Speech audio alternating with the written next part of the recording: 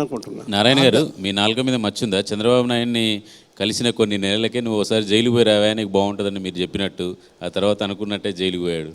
అది నేనే చెప్పాను కదా, మీకు చెప్పుంటాను. ఏమంటే భయపడుతున్నాడు, బీజేపీకి వ్యతిరేకంగా మాట్లాడడానికి భయపడుతున్నాడు. ఎందుకంటే రైతుల ఉద్యమం జరుగుతూ ఉంది ఢిల్లీలో.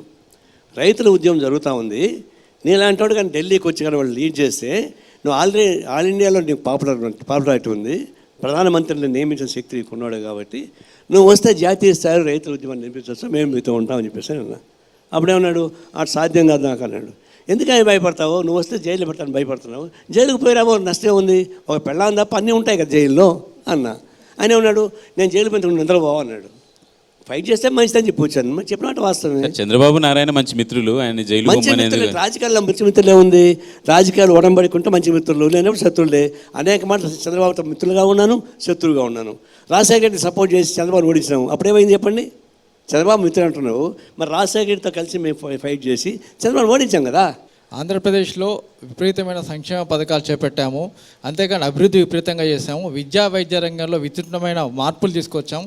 కానీ వామపక్షాలకు ఇదేం కనబడట్లేదని చెప్పి వైసీపీ అంటుంది.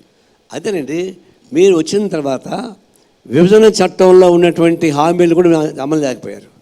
విభజన చట్టంలో వచ్చిన హామీలు కూడా అమలు చేసుకోలేకపోయారు. పరిశ్రమలు రాలేకపోయింది, ప్రత్యేక హోదా రాలేకుండా పోయింది, అభివృద్ధి సాధ్యమని కాలేదు, వెనక ప్రాంతాలకు గ్రాంట్ చేస్తాను దాన్ని తెచ్చుకోలేకుండా పోయారు.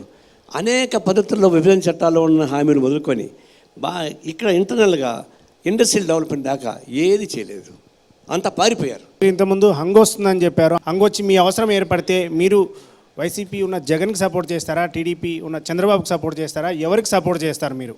అప్పుడు ఆ అవసరం రావాలనే కోరుకుంటున్నా.